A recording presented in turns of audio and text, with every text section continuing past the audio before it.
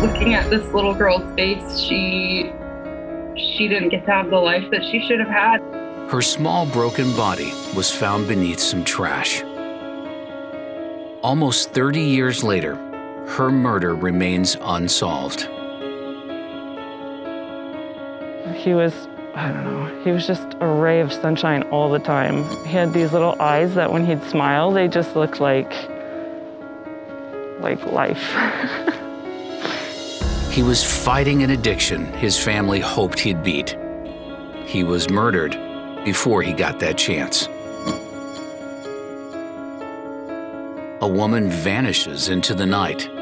Her family still waits before saying a final goodbye.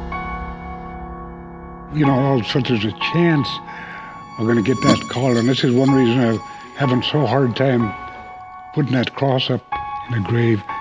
She deserves justice, and we all deserve justice. So many searching for answers, clinging to hope, and seeking justice. As Alaskans, we've become too familiar with stories of the missing and murdered. Alaska's Indigenous peoples suffer a disproportionately higher rate of these types of violence. We're going to introduce you to 4 people, murdered or missing, but they are much more than how their lives ended. We want you to know how they lived.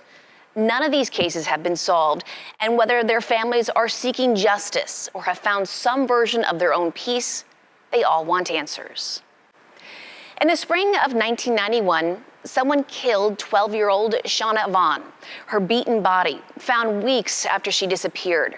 Her murder remains unsolved, and as the years go by, there are fewer people around to push for answers.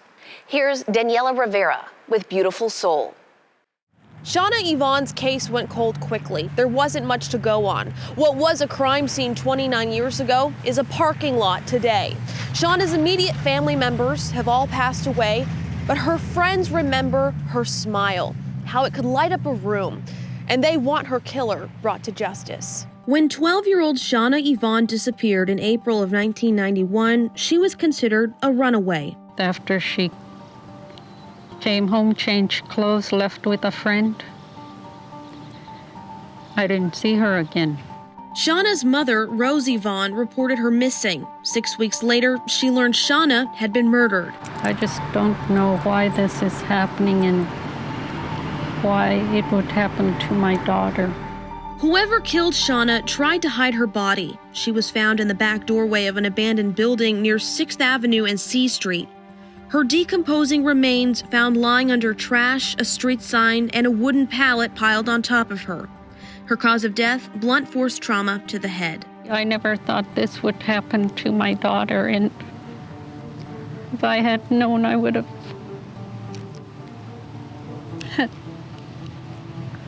had her carry things that could protect her.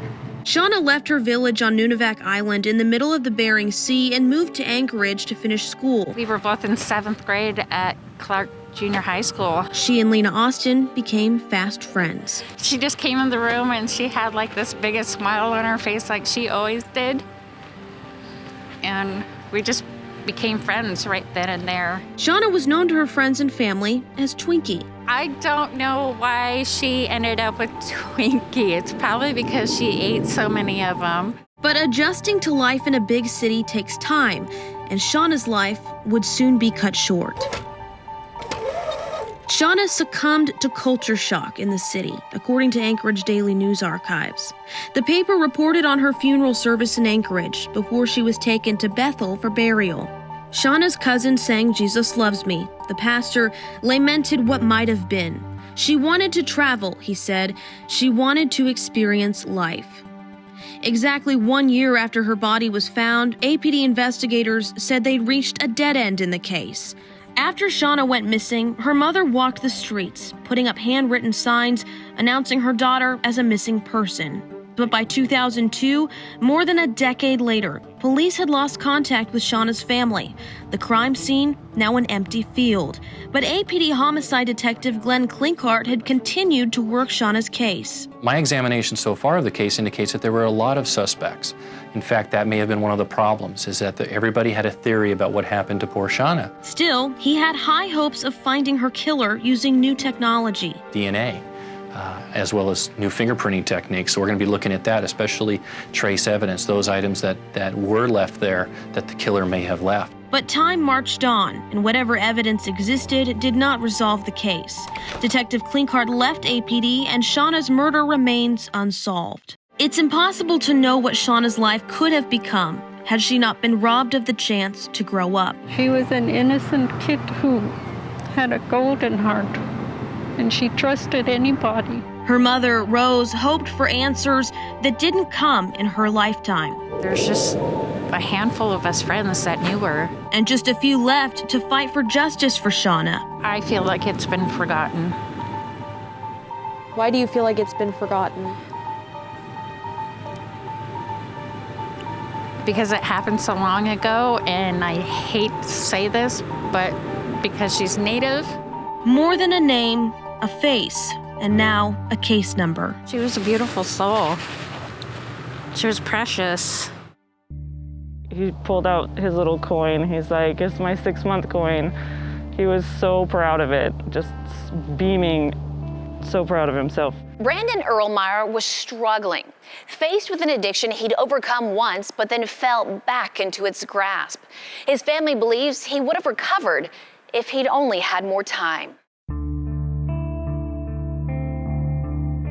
I wish you could have known him. He was such an amazing, kid and human being. Brandon Erlmeyer, 20 years old, handsome and funny, beloved by his family. That's his little smile. He was just so happy.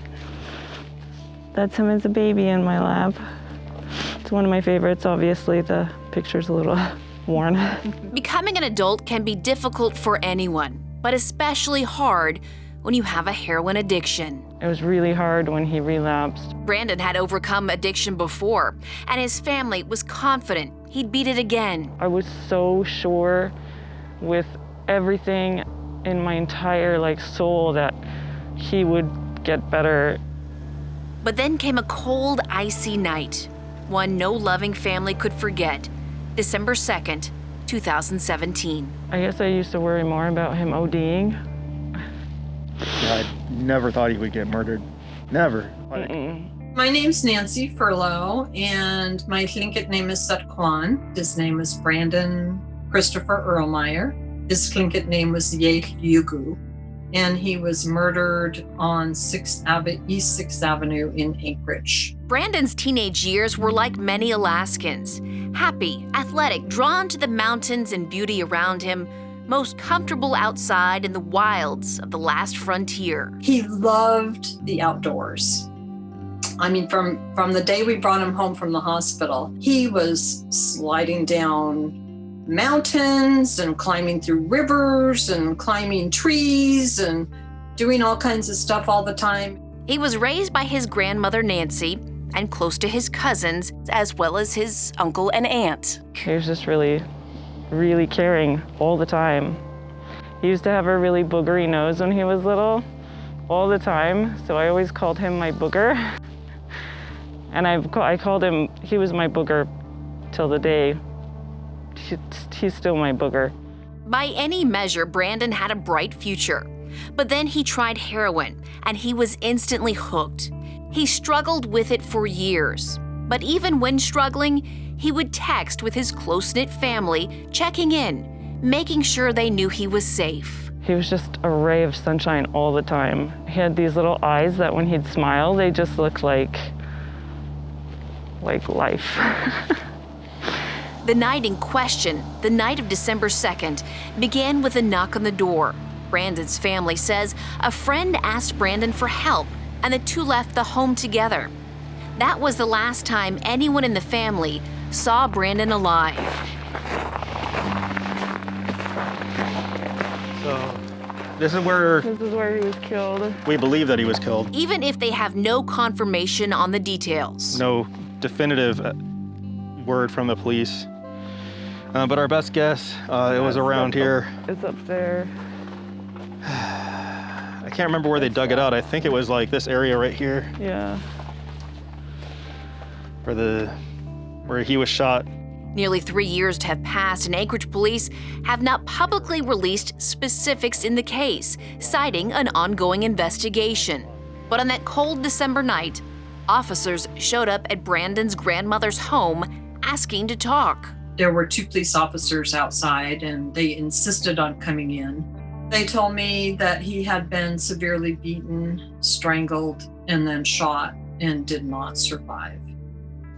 And that his body was still at the crime scene. Police did release this photo of 3 men, calling them people of interest in the shooting death that happened here on East 6th Avenue.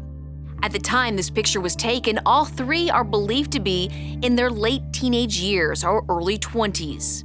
2 had backpacks, and 1 had an orange hat, police said. Laughing. Like it was a fun Saturday night, I guess. And that's hard to take. The family says police took a person in for questioning who they believed had witnessed Brandon's killing. He was later released. He will not testify. He won't say what happened. But he was there. He knows everything that happened. I couldn't imagine myself watching somebody die and then not saying anything. Police won't discuss the case, whether there was a confirmed witness, but those who loved Brandon most are adamantly seeking justice and do not want this case to be forgotten. I'm not naive enough to think that, doing this is gonna, the killer's gonna come out and just confess, or, it's gonna lead to anything directly, but just anything, any evidence, any testimony, any kind of information, I would hope that somebody would. Brandon was one of 35 people murdered in 2017, a record number of homicides for Alaska's largest city.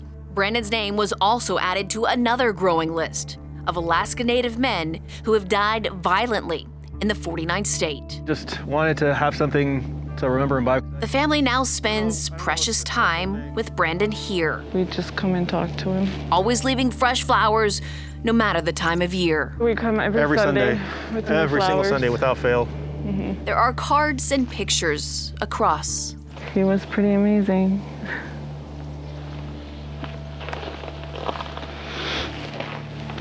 I miss him a lot. The family says police check in less often. Carrie said that she felt because he had an addiction problem that police didn't spend as much time with his case. Do you feel that way? I'm not sure if it's because of his addiction problem. I mean, I've wondered actually if it's because we're Alaska Native. She still hasn't forgotten a comment she says an officer made to her in the days after Brandon's death. The detective on his case, for example, in the first call to me, said to me, well, what do you expect is going to happen to a thug when he hangs around other thugs?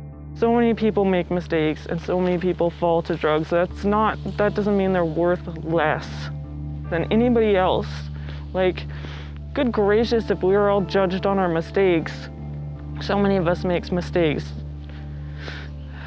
He had an entire life ahead of him. 20 years of fading photos, memories, and treasured text messages. Him telling me that he's working on it and he knows.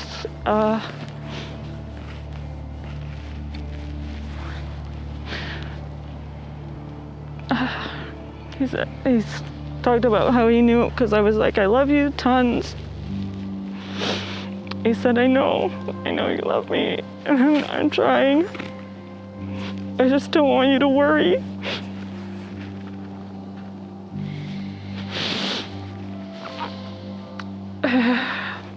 And then the very last one that I sent him, just, I love you, check in.